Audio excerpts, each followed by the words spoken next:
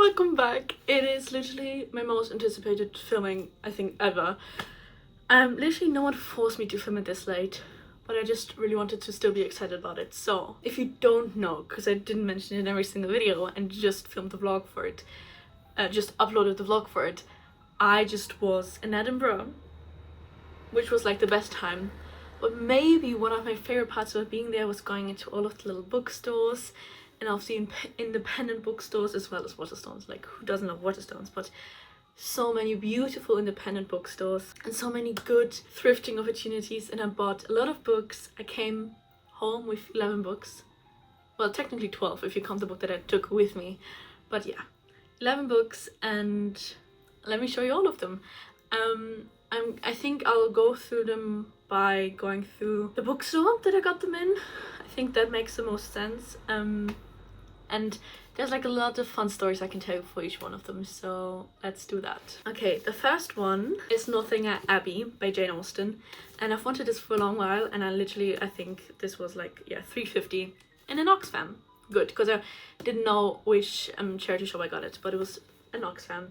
I don't know, I saw someone on TikTok talking about putting the date and the location where I got the book from in their books, and I really want to start doing that, and I will do that with these books once I finish filming this video. This is a classic I've had on my radar for a long time. I love Jane Austen, obviously, who doesn't? And Northanger Abbey sounds like it might be possible to be my favorite one of hers. Yeah, I got it in an Oxfam. There's not a fun story there. I do kind of regret, because there was also was it Pride and Prejudice? I don't know, there was another one of hers right next to it, and I didn't pick it up because I already had it, but I think it would have looked cute if I had both of them.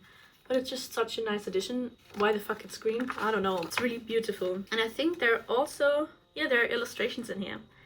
I really can't wait to read this. Maybe this will be the next classic I read, because I haven't really been reading that many classics, but this is Northanger Abbey. Not a big story around this one. I got this at the Oxfam. Near Dean Village, I think. Yeah, that should be right. Anyway, yeah, this is Northanger Abbey. Really like this copy, can't wait to read it. And my classic shelf is kind of full since I've gotten back from Edinburgh. The next one, I have the most fabulous story to tell. So magical. Basically, if you didn't see my vlog yet, which you should absolutely do, because I'd never put this much love into editing like I did with that vlog. I'm so proud of it. But on our second day there, we went on a bus tour to the Highlands, which was maybe one of the, or not the most magical thing that I've ever experienced. It's been a long dream of mine. We had a bus stop in Fort Williams, and Fort Williams is so sweet and quaint. I would totally see myself like living somewhere there. Anyway, and we went into a bookstore because we had nothing else to do. Most people went to eat, but we weren't that hungry because we packed a lot of snacks. I really can't remember what the bookstore is called. If I remember while editing, I will definitely look it up, because it was such a cute bookstore. And while we were there, they had blind book dates, which I first of all love the concept of. Never done it before, just felt very like fate was calling me while we were in Fort Williams.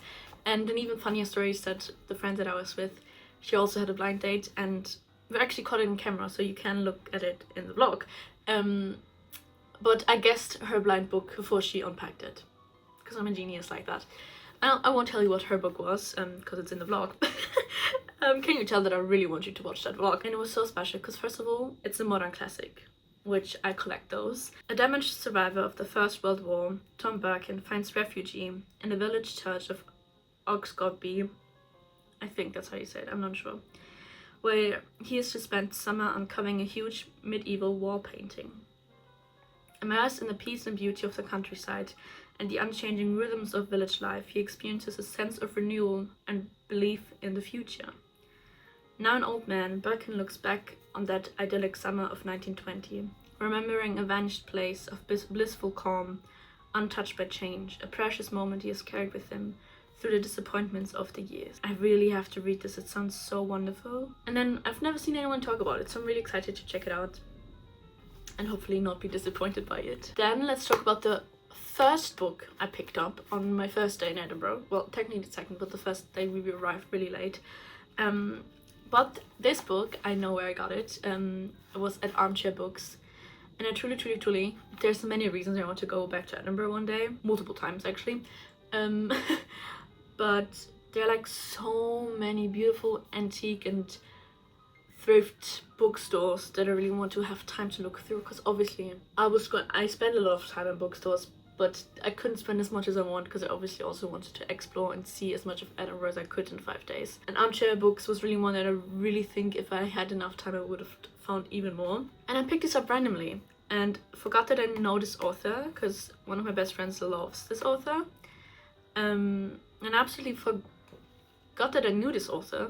I actually picked this up because of the title. Then I read a few of the poems. It's a poetry collection.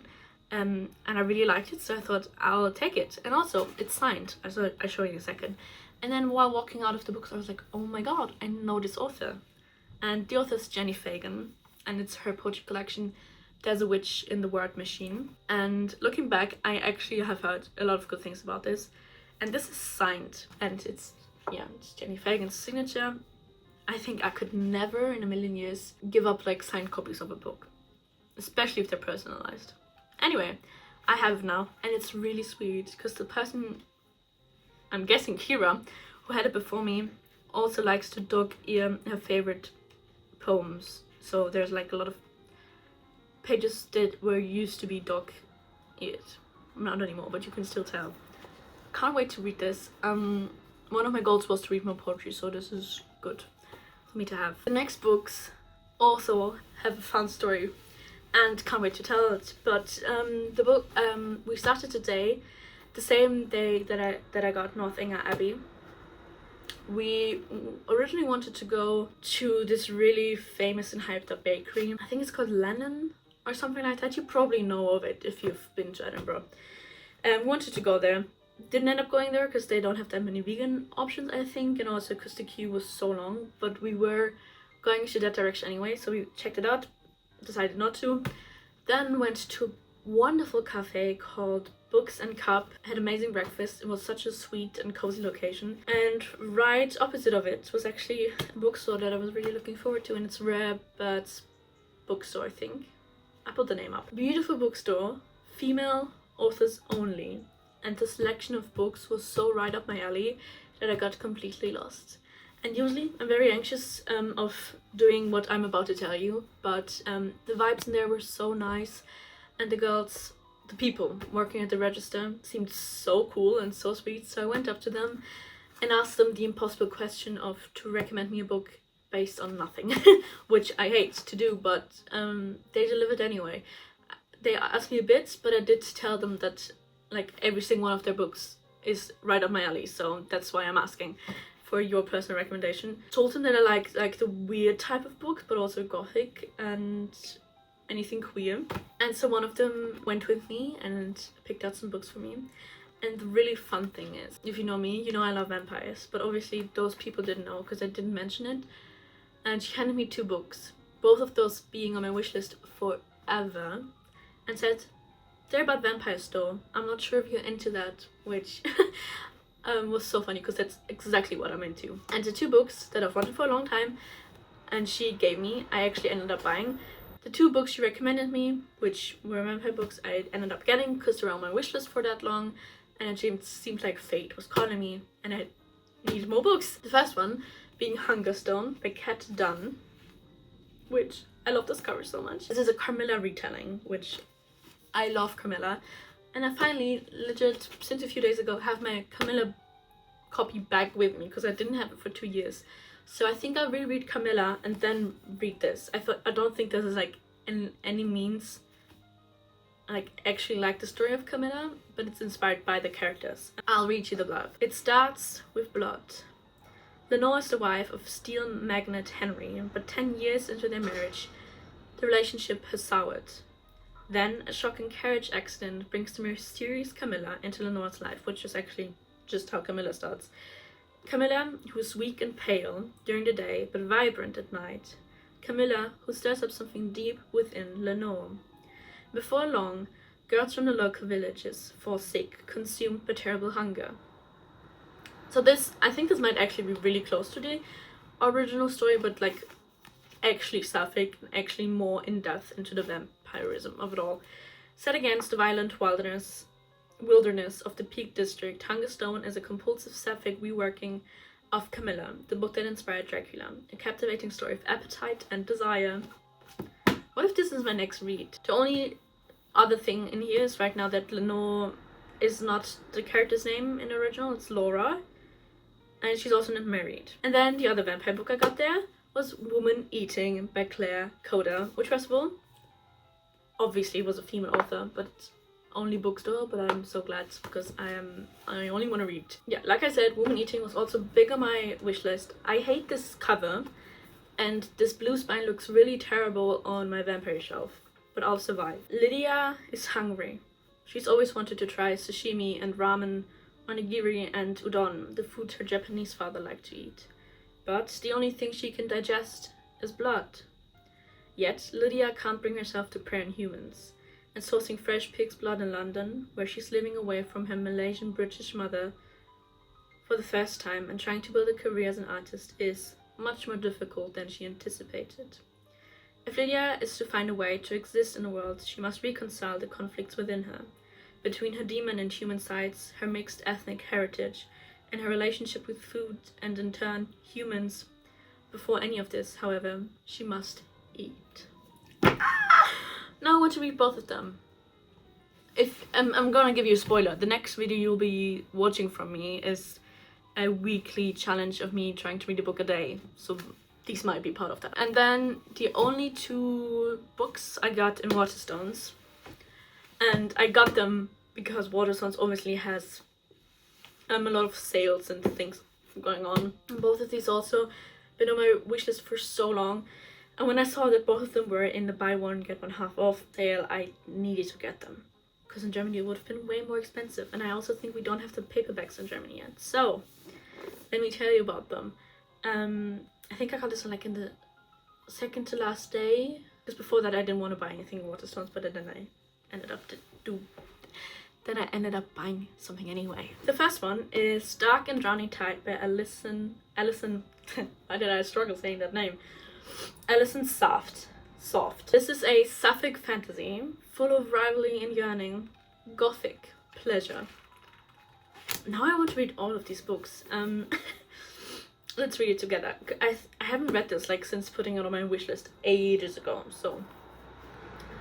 Lorelei Casco, a folklorist with a quick temper and an even quicker wit, is on an expedition with 6 eccentric nobles in search of a mythical spring of untold power. The king wants to harness the fabled water source from which magic flows to secure his reign, and Lorelei is determined to prove herself. It's a small cost to make a dream come true, to become a naturalist, able to travel freely to a faraway land. The expedition gets off to a harrowing start when its leader, Lorelei's beloved mentor, is murdered in her quarters aboard their ship. The suspects are her 5 remaining expedition mates. Why can I not read? Expedition mates. The only person Lorelei knows must be innocent is her longtime academic rival, the insufferably gallant and maddeningly beautiful Sylvia von Wolf. Now in charge of the expedition, Lorelei must find the spring before the murderer strikes again, and a coup begins in earnest. But other dangers lurk in the dark, forests that rearrange themselves at night, rivers with slumbering dragons hiding beneath the water, and shape-shifting beasts out for blood. As Lorelei and Sylvia grudgingly work together to uncover the truth and resist their growing feelings for each other, they discover that the leader had secrets of her own. Secrets that make Lorelei question whether justice is worth pursuing, and if this kingdom is worth saving at all. That sounds so fucking good. I'm not a huge fantasy reader, but if it's queer, I'll read it. And gothic. Queer and gothic fantasy I will read always. And I keep also forgetting that vampire novels are in fact also fantasy novels, but vampires just live in my own personal dream world, so they're not that phantasmal to me. Is phantasmal a word? Second book I got of Waterstones, I've wanted for so goddamn long because I've followed the author's entire journey through TikTok, and it's Lucy Rose's The Lamp, and I truly have followed her ever since the beginning, and it took me so long to get it, and I finally have it, and I cannot wait to read it. I love the spine, first of all. A folk tale, a horror story, a love story, an enchantment. Margaret and Mama live by the forest. When Margaret is not at school, they spend quiet days together in their cottage, waiting for strangers to knock on their door. Strays, Mama calls them. Mama loves the strays. She feeds them wine, keeps them warm. Then she satisfies her burning appetite by picking apart their bodies. But when a stray called Eden turns up in the heart of a snowstorm, little Margaret must confront the shifting dynamics of her family, untangle her own desires, and make a bid for freedom. In this tender coming-of-age tale, Rose explores how women swallow their anger, desire, and animal instincts, and brings their mother-daughter relationship until blood drips from it for so long. And like, there's a lot of authors' reviews on here that I know and love. We have 2 more books left, and you might be thinking that's only 11, but it is because the next 2 books I actually got twice because I gave them to some of my friends. And the first book, I think, is maybe the most precious book I own now, because legitimately by 2 days I missed the signing of this author because they were in Edinburgh as well, which made me unbelievably sad, but I do think it's because I'm supposed to meet this author with one of my friends who also loves this author, and we will one day, just not this year. And it is none other than Emma Rio, author of If We Were Villains' newest release, Hot Wax. And it is indeed signed, because she was just there, so she signed a lot of copies, and I managed to find 2 of them, one for me and one of my friends, and this is the signature. And I'm like such a huge fan of Emma Rio's work, so this means a lot to me, and I will cherish this forever. And did I see what the looks like under the cover? Oh yeah, it's fine. Cool. I can't wait to read this. I definitely have to take all of the stickers off and I'll put them on the inside because I do like having them, but not on the front. This was so expensive because it's a hardback and it's signed. It was £20, but you know, it's whatever. One day I'll meet Emma Rio and it'll be the best day of my life. But for now, let's read the summary of this one. Summer 1989. 10-year-old Suzanne and Iris. I also talked about this, like at the beginning of the year, I did a anticipated releases video and this was in there, so I can't believe I'm holding it now. Let's start. Summer 1989. 10-year-old Suzanne is irresistibly drawn to her father's world of fast cars and electric guitars. When her mother remarries, she seizes the chance to join Gil and the Kills on the tour that could be the band's big break, if they don't go down in flames. As the group climbs the charts, internal rivalries set them on a collision course destined for a bloody reckoning. The sole witness to a desperate act of violence, Suzanne spends the next 29 years hiding from her past in the quiet suburbs with her mild-mannered husband, Rob. But when Gil's sudden death makes her question everything she thought she knew, she hits the road in search of answers. Hitching her fate in Gil's beloved car to 2 vagabonds who call an old Airstream trailer home, Suzanne finds everything she thought she lost forever. Desire, adventure, and the woman she once wanted to be. But Rob won't let her go, chasing her across the country until he drives her to desperation, or to a desperation all her own. Drenched in knockdown drag-out rock and roll, Hot Wax is raucous, breakneck ride to hell and back, where getting lost might be the only way to find yourself and save your soul. That already sounds so good to me. I love like road trippy band books. Didn't read that many yet, but I've read a lot of fanfics in this world. If you have any recs, actually let me know, but I'm really excited to read this. I have high expectations because I love Emma Rio, but I don't think she's going to disappoint. A lot of people didn't like her recent novella, Graveyard Shift, but I actually also really liked it, so fuck that. The last and final book is also signed. Not only is it signed, it's also personalized. And while I was really sad about not meeting Emma Rio, I did see that this author was in town while I was in town. The wonderful, I forgot to mention, Hot Wax I got at Blackwell's. The signing was hosted by the wonderful Toppings and Company. And I really, when I go back, not if, when I go back to Edinburgh, I will spend a lot of time in Toppings and Company because when I was there I was like too stressed to actually enjoy the experience in there because it was so beautiful. I thought the signing was being held there, but I was actually wrong. Just my emails and calendar fucked it up a bit, but it ended up being in St. Giles, not St. Cuthbert's Cathedral. That's literally the cathedral right next to Edinburgh Castle in the park. And we walked past that church so many fucking times. Took so many pictures of it. Turns out the signing was being held right there in the fucking church. Cursing while talking about church. Anyway. And I think that's how churches should be used, to talk about weird books. And the author is none other than Mona Award and her newest edition of We Love You Bunny. I think it's in frame. I have Bunny right here. I love Bunny so much. It's so weird and so girly and just brilliant and absolutely insane. And I had the absolute pleasure of meeting Mona, hearing her talk about this book and all of her other books, and also Rouge, which was so exciting because Rouge was so fantastic and I feel like no one's talked about it enough. Generally, Mona is so well spoken and so nice and sweet and funny, and it's just so fascinating and amazing to watch people talk about their passions and their work with such a nice view on things, and also so in-depth because they really didn't shy away from anything. Brilliant interview, and they were just so funny and were so nice to hear them talk. I could have listened to them talk about books and writing and the craft of writing for hours. And we were able to ask some questions, which I didn't do because the people, first of all, the crowd, I was already overwhelmed because it's in a church. I was overwhelmed because it's Mona. And then I was overwhelmed because like the crowd looked absolutely gorgeous. Everyone dressed up and was so well spoken. Like the questions the people asked, I was like, are you all like journalists or am I just stupid? But they looked incredible, all of them. And yeah, this is my signed edition of We Love You Bunny. To Diana, signed by the woman herself. And it's literally wrapped in plastic because I pre-ordered this when I got my ticket. So it was only $8, which is crazy.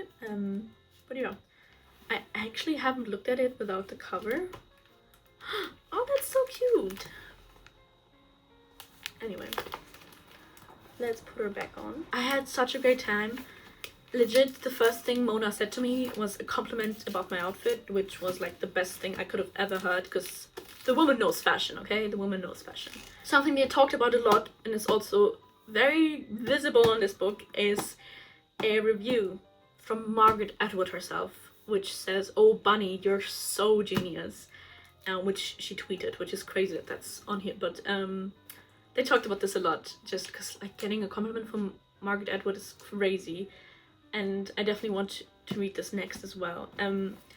We Love You Bunny is kind of a prequel, but also a sequel to the original Bunny. It is the bunny's story from their perspective. I'll read you the blurb. Fall down the rabbit hole into the intoxicating world of Mona Award's second darkly comic tour de force set in the Bunnyverse. I think I also talked about this in my anticipated releases. From the queen of the fever dream herself, True, comes the pulse-pounding sequel, prequel, and standalone companion to her cult classic novel, Bunny.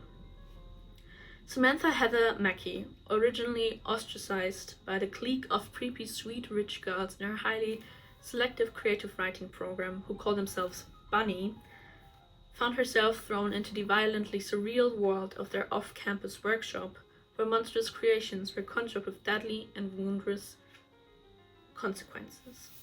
When We Love You Bunny opens, Sam has just published her first novel to critical acclaim, but at a New England stop on her book tour, her one-time frenemies, furious at the way they've been portrayed, kidnap her. With Sam bound and gagged, we plunge headfirst into the wickedly intoxicating fairy tale they offer up as their side of the story.